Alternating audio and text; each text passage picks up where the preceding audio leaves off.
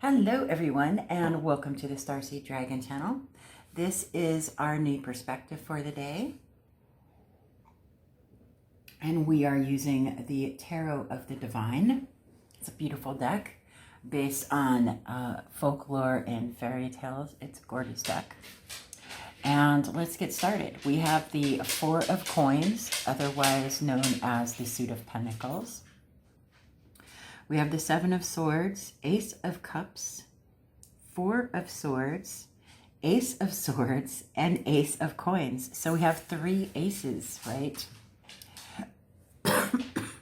So let's get started with this. This is going to be a great intuitive exercise with three aces. Okay, I'm going to need my coffee today, that's for sure. We're going to start off with the Four of Coins. It speaks to fours are stability, right? Think every time you see fours, think of a four-legged table, right? And how sturdy it is. It speaks of stability, and coins or pentacles is everything in this material realm. It's material abundance, right? So this speaks to, and a lot of tarot readers interpret this as a selfish kind of card, holding on too tightly to things. And in a negative manner, it does speak of, you know, holding on too tightly, but as a normal kind of every day on the positive side, I guess. It speaks to gaining stability in your abundance, not just in monetary wealth, but in your abundance in your material world, right? Not everything is about money in this material world. It could be building an abundant home, building a wonderful family, building, you know, your abundance, however you choose to see abundance in your life.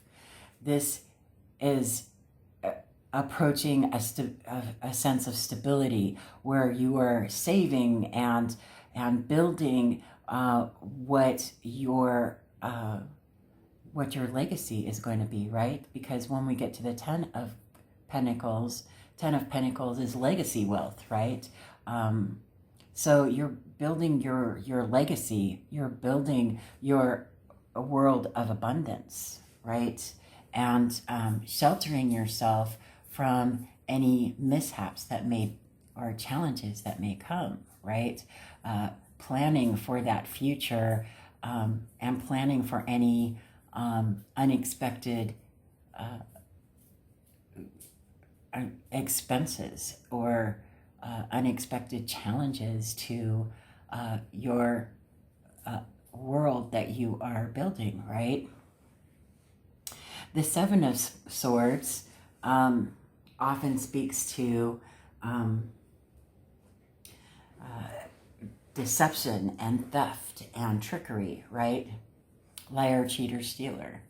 But it also speaks to self-preservation, because in traditional tarot, it's this person sneaking into the enemy camp and stealing their swords so that they don't have anything to fight with in the morning when the battle ensues, right? So it speaks to doing what you feel necessary in order to maintain that self-preservation, in order to save yourself from any possible harm. So we'll see which way that goes as we move on, right? And swords is air element, so it speaks to intellect and knowledge and logic. So this doesn't have anything to do with emotions, right? It's very tactical and strategic in an intellectual way, right?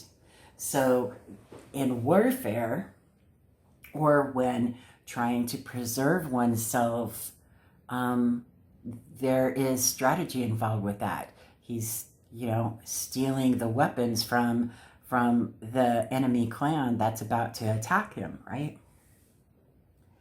Pretty smart, right? Here we go with the Ace of Cups. Aces are a divine gift, a gift from the divine. Divine inspiration, right? I often refer to it as divine intervention. The divine smacking you in the face going, hey, dummy, go this way. Don't go that way, go this way. So that's what that aces always remind me of, is divine intervention. But cups is ruled by the element of water, which is very emotion-based, deep emotions, and it's very flowing and conscious into the unconscious and free-flowing, right? It's very emotional-based and heartfelt emotions, right? So this is a gift of love and emotional enlightenment, emotional serendipities, if you will.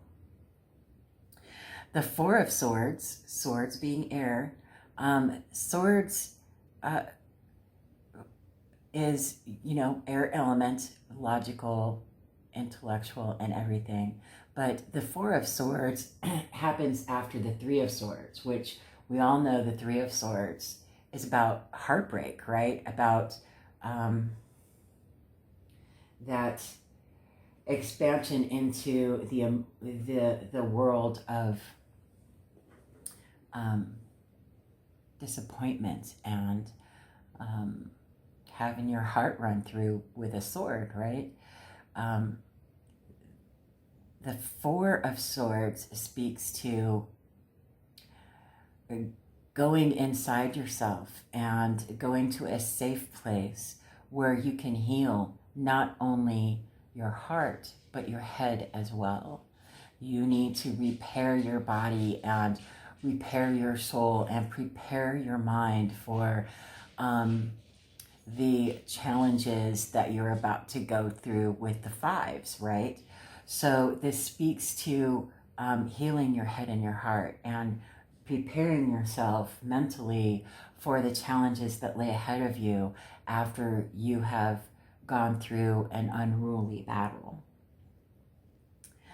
The Ace of Swords speaks to divine intellect, divine knowledge, divine inspiration on an intellectual level, right? It's about new clarity in a situation or on a subject that you may or may not be studying. Learning something new that will inspire greatness, right? And the Ace of Coins, coins is pentacles, earth element, everything in our material realm. So this is material abundance, material inspiration guiding you to your new abundant life, right?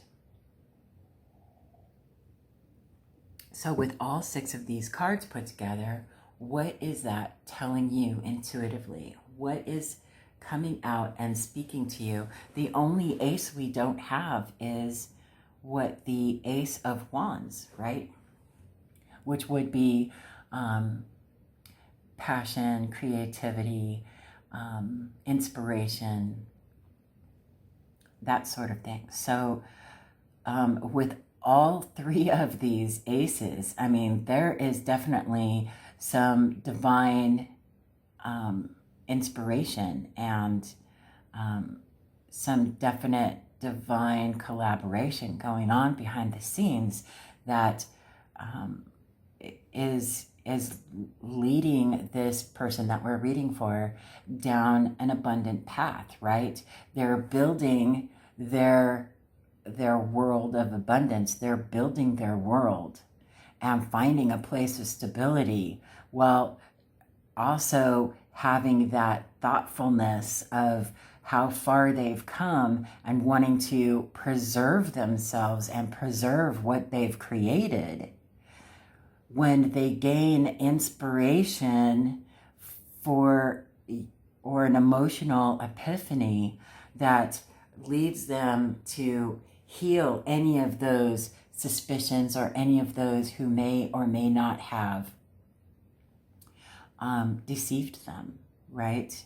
Or stolen from them, or they feel rejected by, right? Or,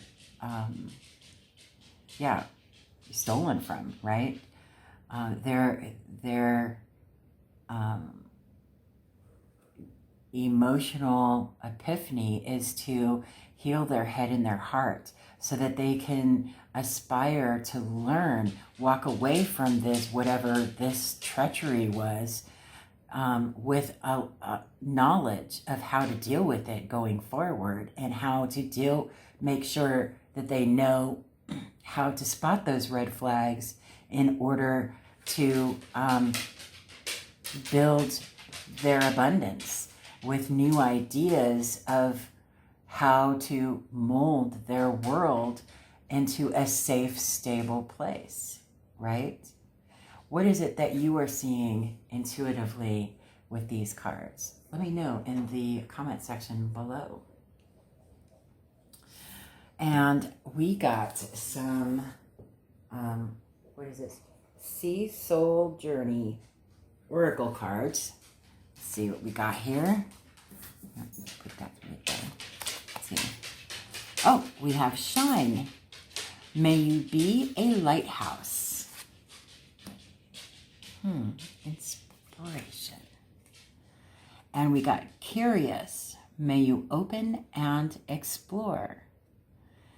That reminds me of the Ace of Swords there, where it's swift, it's fast moving, and you're going to learn quickly on what you should be open to and what you shouldn't, right? And then we got my beautiful Into the Lonely Woods. Let's see, number 44. There is one who watches over you. Beautiful. I love this card. Reminds me of a very special person. So let's see what number 44 has to say. There is one who watches over you. Okay. The one who watches over you is compassionate and sage. They often come to you in subtle ways, in the wise shape of a tree, in the luster of sunlit clouds, in the song of water running over rocks. To know you have this guardian is to understand that although there is loneliness, you are never alone.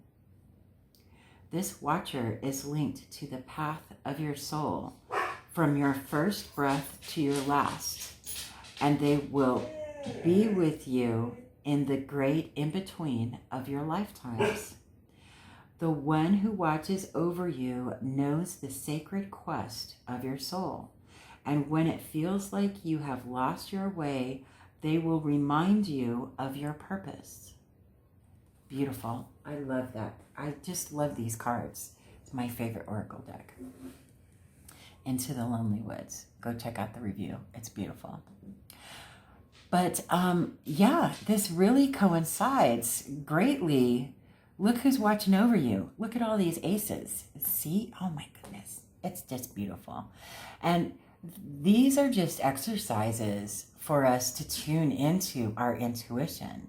Imagine how once your intuition is tuned in and turned on, how well you could connect when giving an actual reading to an actual person, right? It's just beautiful. And the cards will always connect with those energies. It's all energy based.